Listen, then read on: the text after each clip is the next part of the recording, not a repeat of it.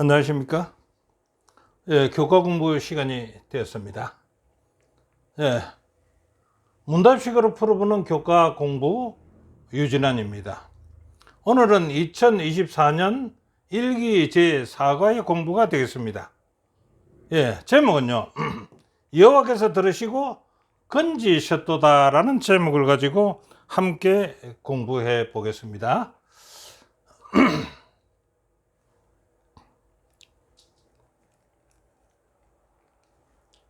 예, 사과. 여호와께서 들으시고 건지셨도다. 오늘 기억적은요, 의인이 부르짖으며 여호와께서 들으시고 그들의 모든 환난에서 건지셨도다. 여호와께서 들으시고 건지셨도다는 이 제목이 오늘 기억절에 있다라고 보면 되겠습니다.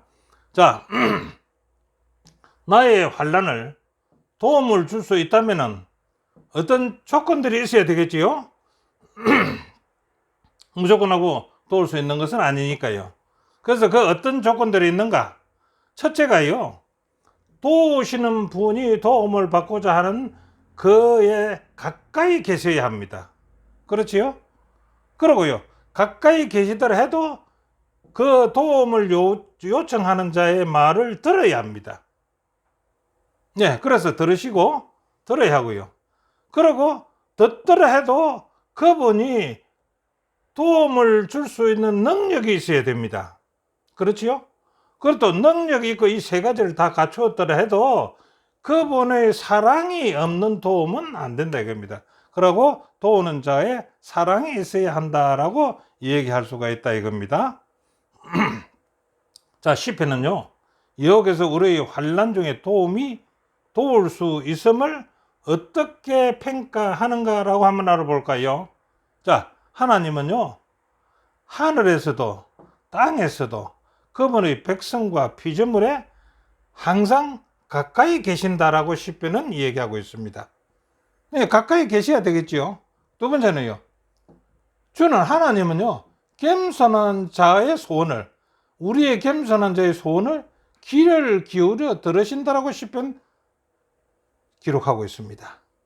세 번째는요, 창조주요 주권자신 그 하나님이 당신의 백성 한 사람 한 사람과의 관계를 유지하시고 그 관계가 인격적인 관계로서 하나님으로 자신을 나타냅니다. 그러니까 하나님과 우리 사이는 인격적 관계로 하나님이 우리를 도우실 수 있다라는 겁니다. 예, 주님이 가까이 하심에 대한 우리의 올바른 반응은 또 무엇입니까? 주님이 우리 가까이 계신다면은 우리의 반응도 있어야 될 거 아닙니까?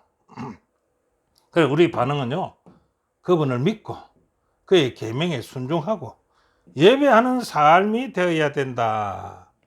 예, 우리가 도움을 받는다면요, 이런 삶이 되어야 될 거 아닙니까? 예배하는 삶. 두 번째는요, 이런 믿음과 순종 없이는요, 어떤 것도 하나님이 듣거나 받으시지 않을 것이라는 겁니다. 자, 그럼 첫째 날 들어가 볼까요? 주님께 숨겨진 것은 없다. 주님 앞에 우리가 숨겨질 것은 하나도 없다라는 것입니다. 무슨 말입니까? 하나님은 나를 얼마나 알기 때문에 그렇게 할까? 나와 그러고 얼마나 함께 하시는가? 그걸 알아봐야 될 거 아닙니까? 그 주님 앞에 숨길 게 없다면요. 자, 첫 번째, 하나님의 능력 앞에 우리 숨길 것이 없다? 어째서요? 주께서 나의 앉고 일어선도 알고 내 혀의 말도 다 알고 계신다는 겁니다. 그걸 숨길 것이 없지요. 그 다음 임재는요, 내가 주의 신을 떠나 어디로 가며 주의 앞에서 어디로 피하리까? 우리가 주님 앞에서 숨길 것이 없는 것이 아니라 피할 곳도 없다는 것입니다. 왜 피할 곳이 없는가 한번 볼까요?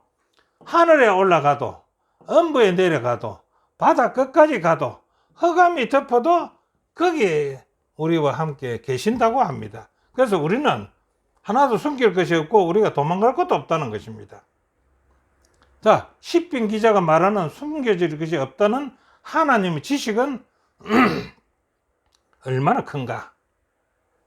하나님의 지식은요 너무나 크고 특별하였어요.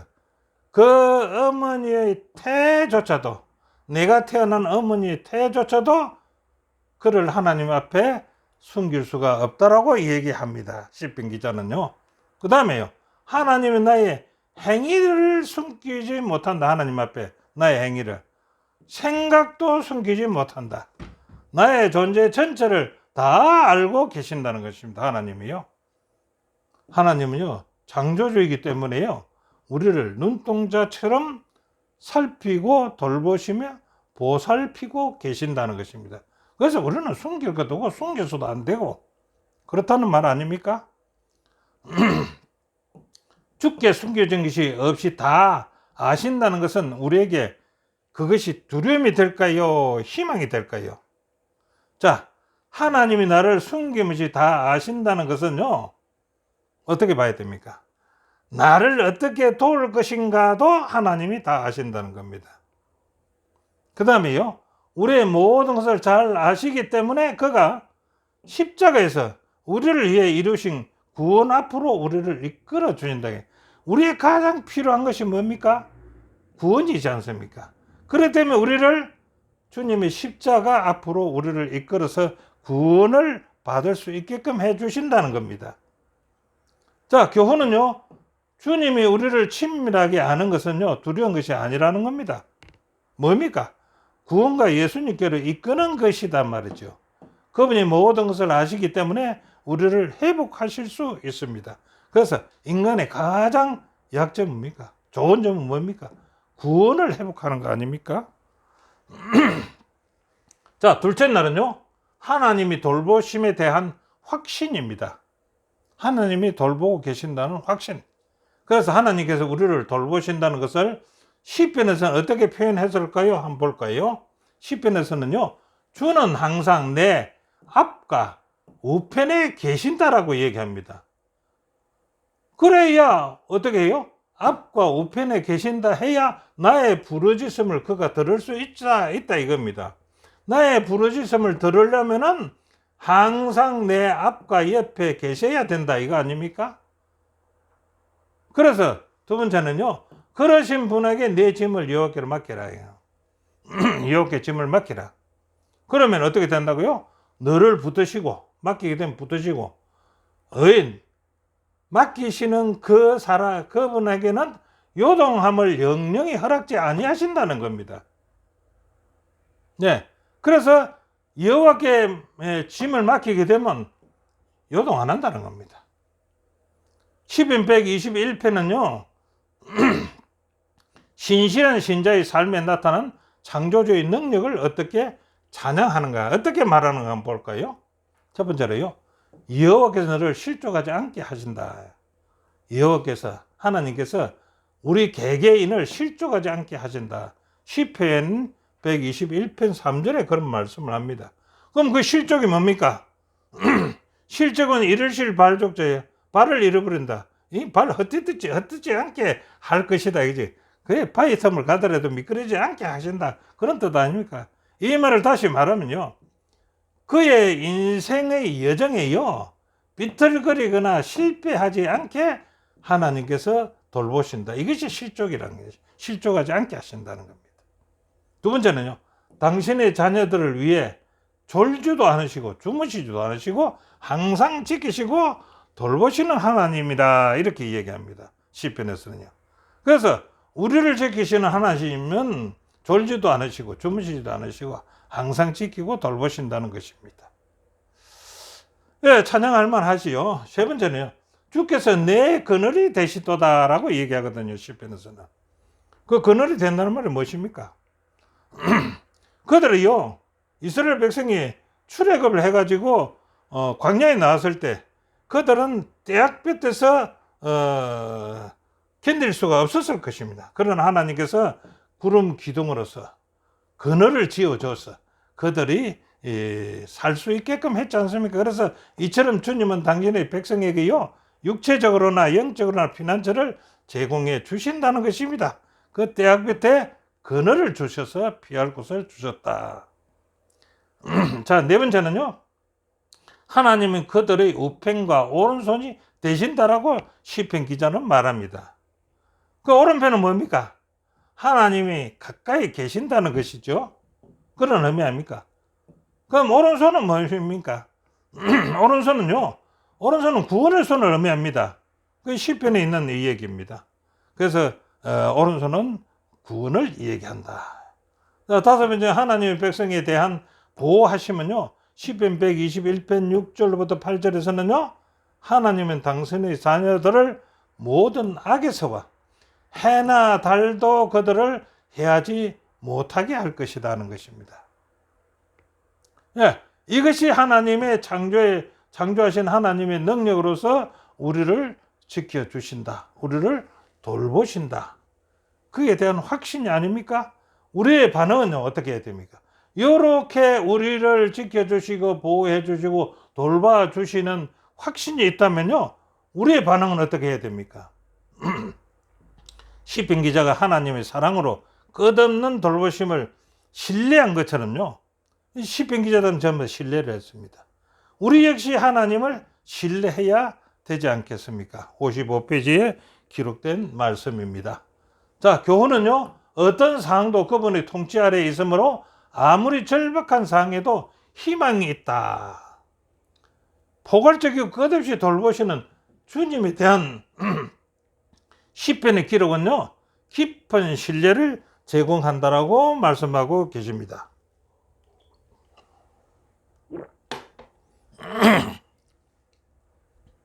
자, 셋째 날요.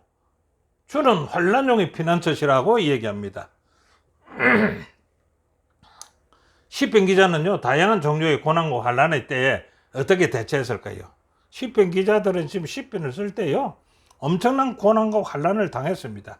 그때 어떻게 대처했습니까? 첫째로 위대하신 하나님을 인정했습니다. 그들이 고난을 받든 환난을 당하든 간에 그들은, 시편 기자들은 하나님에 대해서 위대한 하나님이시다라고 인정했다는 것입니다. 자, 하나님을 지존하시고 전능하신 분이라고 시편에는 기록했거든요. 두 번째는요, 하나님이 내 삶의 주인이심을 인정하고 어떤 상황에서도 주님을 신뢰했다는 것입니다. 어떤 한 환경이 있더라도 주님을 신뢰했다는 것입니다. 신뢰했기 때문에 그들의 간증을 이렇게 합니다. 그는 나의 피난처요, 나의 요새요, 내가 의뢰하는 하나님이라 한다라고 시편은 기록하고 있습니다. 자, 네 번째는 하나님 안에서 찾을 수 있는 안전에 대해서는요, 은밀한 곳, 안전지대에 대해서 이제 기록한 것을 보면 은밀한 곳, 그늘, 피난처, 요새, 날개, 방패, 손방패, 거처, 이런 여러 가지로 표현을 하면서 자기들의 하나님께서 나를 환난 중에서 피할 피난처를 이렇게 여러 가지로 얘기했습니다. 자, 시편 기자들의 이러한 표현은요, 심상, 마음에 뭐가 나타나서 마음을 그렇게 가졌는지, 나오게 된 것인지 원인은 어디에 있을까요? 한번 볼까요? 그늘이라는 이 용어, 그늘, 이 단어는요, 출애굽하여서 광야에서 장렬하던 태양 아래서 하나님께서 보호하신 그런 기둥이 그들은 인정을 합니다. 그 다음에 피난처는 무엇을 떠올렸을까요? 피난처는요, 하나님은 나의 피난처란 이스라엘 백성들의 도피성이 있지 않습니까? 도피성을 연상시키게 하는 것입니다. 그 다음에 요새나 방패는요, 사울의 핍박으로부터 구원받았던 다윗의 절박한 체험들이 많이 있지 않습니까? 그래서 비롯된 것이 아닌가라고 생각할 수가 있습니다. 그 다음에 네 번째, 주의 날개. 예, 주의 날개는 뭐 우리가 잘 알죠. 이는 표현은 은유적인 표현입니다. 그 은유적인 표현은요, 주님의 돌보심은요, 날개로 새끼를 보호하는 독수리, 새끼를 날개 아래 모으는 암탉에 비유한 은유다라고 생각하면 좋겠습니다. 자, 여기에 대해서 교훈은요, 시편 기자는 환난 가운데서 하나님께서 의지했다. 환난 가운데서 의지했지 않았습니까? 다양한 피난처는요, 그들을 온전하게 인도하신 과거의 경험에서 나와서 미래의 인도하심에 대한 확신도 준다라고 얘기합니다. 자, 넷째 날, 보호자이시며 구원자이신 주님. 보호자이시며 구원자입니다. 주님은요. 한번 볼까요? 하나님은요, 주권자로서 자기 백성을 어떻게 구원하시고 보호하시는지 한번 볼까요? 자, 구원자이신 주님은요, 시편 114편 1절 2절은 이스라엘을 애굽의 속박에서 구원을 했습니다. 그 백성을 구원하시는 하나님의 능력의 상징으로 표현되었다라고 얘기하는데, 하나님은 구원자이십니다. 그래서 이스라엘 백성들을 애굽에서 구원해 내셨습니다. 자, 그 구원해 낸 이스라엘 백성들을 보호자로서 또 주님이 나타납니다.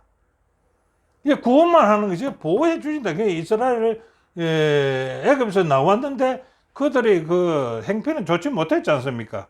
그것을 보호해 주신 주님. 그 시편 114편은 하나님이 이스라엘 백성들을 보호하는데요, 자연의 법칙이 맞지 않습니다. 자연의 법칙을 넘어서 주권자로서 창조주 하나님께서 출애굽한 당신의 백성들을 보호하셨다는 것입니다. 그 보호를 한번 볼까요? 그 보호는 이렇습니다. 자연 법칙을 넘어선 주권자신 하나님의 보호하시면 어떤 것들이 있는가? 시편 114편 3절 5절은요, 이렇게 말합니다. 바다는 이를 보고 도망을 가고 요단은 물로 가버리고, 그래서 이제 말하기를 바다야 내가 도망하면 어쩌이며 요단아 내가 물러가면 어쩌인고, 이렇게 시편 기자는 이야기합니다. 이 말은 다시 풀어 말한다면은 바다, 홍해 바다가 이스라엘 백성들이 갈 곳이 막혔지만은 어땠어요? 물이 도망가 버리고 없어가지고 마른 길로 이스라엘 백성들이 그 홍해 바다를 건넜지 않습니까? 요단의 물은 물러갔다고 했습니다. 그 요단을 건너야 되는데 그때 어떻게 했습니까? 요단 물이 물러가 버리고 없었다 아닙니까? 그래서 어떻게 합니까? 마른 땅으로 건너갔지 않습니까? 그 다음에 시편 114편에요, 정신은 바다의 폭풍을 잠잠하게 하시며 내가 세상을 이기었으니 너희는 두려워하지 말라고 하신 예수님의 선언에 담겨 있다라고 얘기를 합니다. 이 말은 뭐입니까? 여기에서 요단 강물이 도망을 가고 홍해 바다의 물이 도망가고 요단 강물이 물을 가게 한 것은 예수님이시라는 겁니다. 그 예수님이 이 폭풍을 잔잔하게 하고 했지 않습니까? 이것을 얘기하는 것이라고 봅니다. 자, 고린도서 10장 2절부터 4절에는 이렇게 말합니다. 구름과 바다에서 침례를 받고 이 홍해 바다를 건넌 것을 얘기하지요. 다 같은 신령한 식물, 그 사막에서 먹을 게 없을 때 자연을 자연을 벗어난 하나님이 돌보심 만나를 줘서 먹게 했지 않습니까? 그리고 물이 없을 때 어떻게 했습니까? 반석에서 물이 나오게 해서 물을 먹게 하셨다는 거 아닙니까? 그 반석은 누구라고요? 그리스도시다라고 얘기합니다. 자, 위엄이 가득한 새 예루살렘을 가는 주의 자녀들, 오늘날 우리들에게 시편의 권면은 무엇인가요? 시편 121편 1절 2절에 내가 산을 향하여 눈을 들리라. 산을 향하여 눈을. 이 산이 뭡니까? 그 산은 시온산을 얘기하는 겁니다. 그 시온산은 또 뭘 뜻하는 겁니까? 하나님의 처소를 뜻하는 것입니다. 그래서 나의 도움이 어디서 올고 나의 도움이 천지를 지으신 여호와께서 온다. 여호와가 시온산의 처소는 하나님의 성소, 이것이 우리의 도움이 되신다라고 얘기하는 것 아니겠습니까? 자, 교훈은 하나님의 자녀들이 새 예루살렘으로 가는 길은 위험으로 가득하지만은 시편은 저 산 너머에 계신 우리를 보호하시는 하늘의 창조주를 바라보고 가면은 염려 없다, 그렇게 격려하고 있다는 것입니다. 자, 다섯째 날, 성소에서 도움이 온다. 성소에서 도우심이라. 성소에서 도우실 겁니다. 자, 시편 기자들은요, 영적, 육체적 피난처와 도움과 구원은 어디서 온다고 말하고 있을까요? 예, 도움의 주제는요, 시편에 이렇게 많습니다. 성소에 대한, 성소의 맥락에서 나타난다라고 도움의 주제는요, 나타난다고 했습니다. 그래서 첫 번째, 성소는요, 도움과 안전과 구원의 장소라고 얘기합니다. 저자가 그렇게 말합니다. 그 다음에요, 성소는요, 공경에 처한 사람들에게 피난처로 제공된다라고 저자는 얘기합니다.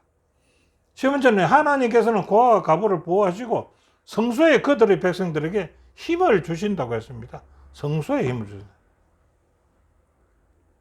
자, 두 번째는요, 성소 피난처가 세상의 다른 어떤 것보다 훨씬 안전한 이유는 무엇일까요? 성소가 안전할까요? 그런데 그 안전하다면 안전한 이유는 무엇일까요? 그 이유는 무엇이가 다른 거 없겠죠. 성소 피난처가 세상의 다른 어떤 것보다 훨씬 안전한 것은요, 단 하나님께서 성소에 친히 계시기 때문이다 이겁니다. 그 성소는 하나님이 계시기 때문에 성소가 안전하다는 것입니다. 성소가요, 그 건물이 견고한 건물이기 때문에 그 안전하다는 것이 아닙니다. 하나님이 계시기 때문이다. 마찬가지로 시온산은요, 그 자체로는 낮은 언덕에 불과하지만은요, 하나님이 거하시는 산이기 때문에 어떤 산보다 위대한 산이 된다라고 시편 기자들은 말하고 있습니다. 자, 성소 도움의 주체는요, 주체입니다. 주제가요. 주체는 누구임에 우리는 어떻게 해야 할까요? 성소 도움의 주체는 누굽니까? 우리에게 있는 대제사장 누굽니까? 예수님이라는 것입니다. 우리 성소의 도움의 주체는 예수님, 대제사장이십니다. 우리의 연약함을 동정하지 못하실 리가 아니지요. 모든 일에 우리가 똑같이 시험을 받았지만은 죄는 없으신 분입니다. 그러므로 우리는 긍휼하심을 받고 때를 따라 돕는 은혜를 얻기 위하여 은혜의 보좌 성소 앞으로 담대히 나아가자라고 히브리서는 말씀하고 있습니다. 자, 히브리 4장 15절 16절에는 한번 이렇게 볼까요? 히브리 4장 15절 16절. 우리의 어떤 것도 하나님 앞에 공로로 내어줄 수는 없다. 때를 따라 돕는 은혜를 얻기 위하여 은혜의 보좌 성소 앞에 담대히 나아가자라고 얘기합니다. 성소 예식에는요, 성소는 예식이 있죠. 성소 예식에는 예수님 안에 있는 구원을 상징하는 예식이 모두입니다. 예, 우리를 구원하기 위한 제도가 성소 제도가 아니겠습니까?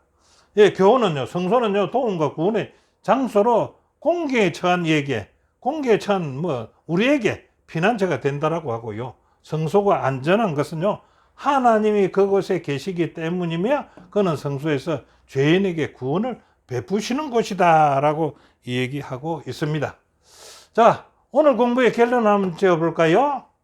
예, 첫 번째로요, 하나님은 우리 가까이서 능력으로 항상 도우신다라고 말합니다. 잘 배웠겠습니까? 두 번째요, 그분은 우리의 모든 것을 아시기에 어떤 일도 도우실 수 있다라고 얘기하고 있습니다. 세 번째는요, 아무리 어려운 상황에도 시편 기자는 하나님을 믿었다고 말합니다. 우리도 어려운 상황에서도 하나님을 믿어야 되겠지요. 자, 네 번째는요, 성경의 역사는요, 하나님의 인도하심을 보여주면서요, 그것을 굳게 신뢰하게 한다고 했습니다. 우리도 성경의 역사를 신뢰해야 되고 하나님의 인도도 신뢰해야 된다 아닙니까? 예, 우리도 신뢰해야 된다. 다섯 번째는 우리의 삶은 어려움을 바라보지 말고 그 너머에 계신 하나님을 바라보자. 예, 우리의 어려움이 되면은 하나님을 자꾸 잊어버리려고 하는데요, 어려움이 닥칠수록 시편 기자들 같이 하나님을 바라봐야 된다라고 얘기하고 있습니다. 자, 여섯 번째는요, 성소는 죄인을 위해 열려 있다는 것입니다. 하나님은 그곳에서요, 죄인을 구원과 은혜를 베푸시는 장소라고 얘기하고 있습니다. 자, 오늘 공부는 여기까지입니다. 함께 공부해 주신 여러분 대단히 감사합니다.